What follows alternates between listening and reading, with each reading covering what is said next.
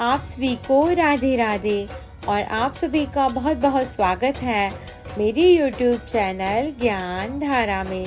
आज हम जानेंगे श्रावण मास महात्म्य के 30वें अध्याय के बारे में। ओम नमः शिवाय। श्रावण मास महात्म्य के पाठ एवं श्रवण का फल।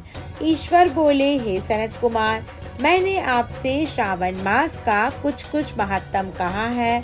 इसके संपूर्ण महात्म्य का वर्णन सैकड़ों वर्षों में भी नहीं किया जा सकता है। मेरी इस कल्याणी प्रिया सती ने दक्ष के यज्ञ में अपना शरीर दग्ध करके पुनः हिमालय की पुत्री के रूप में जन्म लिया।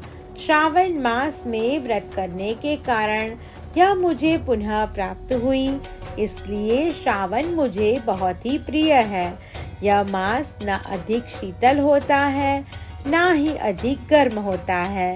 राजा को चाहिए कि श्रावण मास में श्रोताग्नि से निर्मित श्वेत भस्म से अपने संपूर्ण शरीर को उद्धूलित करके जल से आर्द्र भस्म के द्वारा मस्तक, वक्षस्थल, नाभि, दोनों बाहु, दोनों कोहनी, दोनों कलाई, कंठ, सर और पीठ, इन 12 स्थानों में त्रिपुंड धारण करें।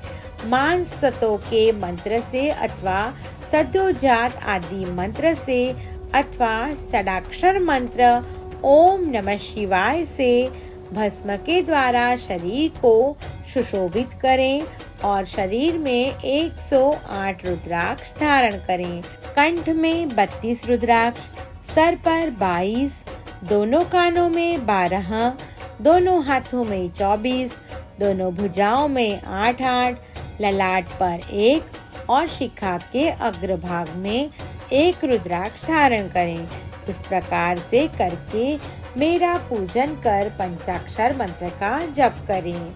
हे विपेंद्र, श्रावण मास में जो ऐसा करता है वह मेरा ही स्वरूप है, इसमें संदेह नहीं है। इस मास को मेरा अत्यंत प्रिय जानकर केशव की तथा मेरी पूजा करनी चाहिए। इस मास में मेरी अत्यंत प्रिय तिथि कृष्णाष्टमी, भारत के पश्चिमी प्रदेशों में युगादि तिथि के अनुसार मास का नामकरण होता है। अतः श्रावण कृष्ण अष्टमी को भाद्रपद अष्टमी समझना चाहिए। उस दिन भगवान श्री हरि देवकी के गर्भ से उत्पन्न हुए थे। हे सनत कुमार, यह मैंने आपको संक्षिप्त में बताया। अब आप और क्या सुनना चाहते हैं? सनत कुमार बोले, हे पार्वती पते, आपने श्रावण मास का जो कृत्य कहा उन्हें सुनकर आनंद सागर में निमग्न रहने के कारण और उनका वर्णन विस्तृत होने के कारण व्यवस्थित रूप से स्मृति नहीं बन पाई। अतः हे नाथ, आप क्रम से सबको यथार्थ रूप से बताइए। सावधानी से सुनकर मैं भक्ति पूर्वक उन्हें धारण करूंगा। ईश्वर बोले, हे सनत कुमार, श्रावण मास की शुभ अनुक्रमणिका को आप सावधान होकर सुनिए। सर्वप्रथम शौनक का प्रश्न, तत्पश्चात सूत जी का उत्तर, श्रोताओं के गुण, आपके प्रश्न, श्रावण की व्युत्पत्ति, उसकी स्तुति, पुनः हे मुने आपका विस्तृत प्रश्न, इसके बाद नाम कथन सहित आपके द्वारा की गई मेरी स्तुति, फिर क्रम से उद्देश्य पूर्वक मेरा उत्तर, पुनः आपका विशेष प्रश्न, उसके बाद नक्त व्रत की विधि, रुद्राभिषेक कथन, उसके बाद लक्ष्य पूजा विधि, दीपदान, फिर किसी प्रिय वस्तु का परित्याग, पुनः रुद्राभिषेक करने तथा पंचामृत ग्रहण करने से प्राप्त होने वाला फल, इसके बाद पृथ्वी पर शयन करने तथा मौन व्रत धारण करने का फल, तत्पश्चात मासोपवास में धारणा पारणा की विधि,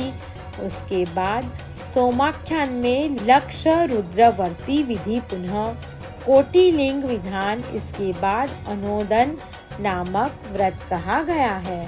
इसी व्रत में हविष्यान ग्रहण, पत्तल पर भोजन करना, शाक त्याग, भूमि पर शयन, प्रातः स्नान और दम तथा श्रम का वर्णन, उसके बाद स्फटिक आदि लिंगों में पूजा, जप का फल, उसके बाद प्रदक्षिणा, नमस्कार, वेद पारायण, पुरुष सूक्त की विधि, उसके बाद गृह यज्ञ की विधि, रवि सोम मंगल के व्रत का विस्तार पूर्वक वर्णन, पुनः बुध गुरु का व्रत, उसके बाद शुक्रवार के दिन जीवंतिका का व्रत, पुनः शनिवार को नरसिंह, शनि, वायुदेव और अश्वत्थ का पूजन, ये सब कहे गए हैं।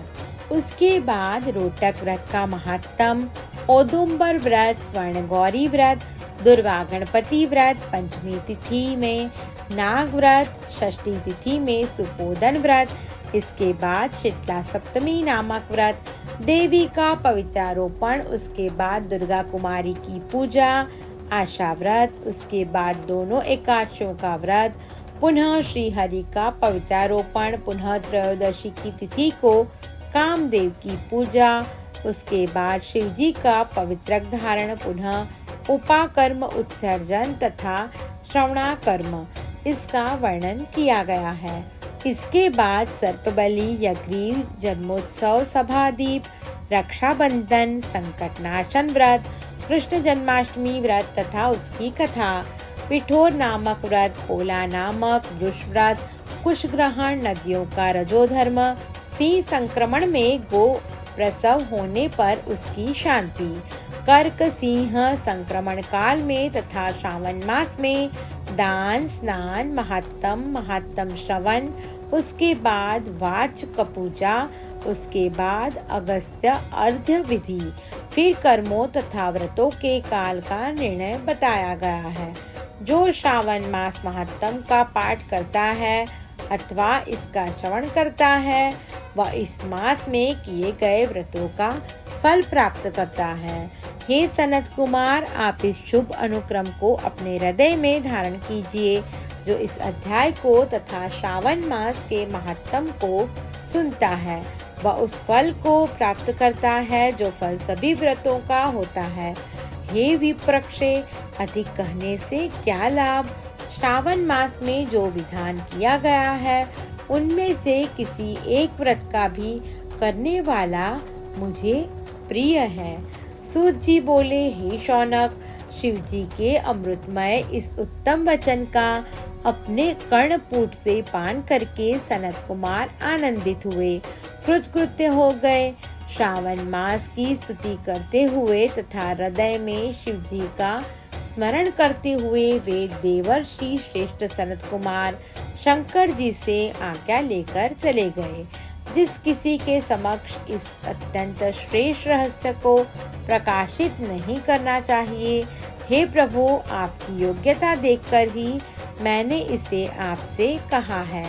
इस प्रकार श्री स्कंद पुराण के अंतर्गत ईश्वर सनत कुमार संवाद में श्रावण मास महात्म के अनुक्रमणी का कथन नामक 30वां अध्याय पूर्ण हुआ। ओम नमः शिवाय। आप सभी को मेरी ये वीडियो पसंद आई हो तो मेरा YouTube चैनल ज्ञान धारा को लाइक, शेयर और सब्सक्राइब करना ना भूलें। धन्यवाद।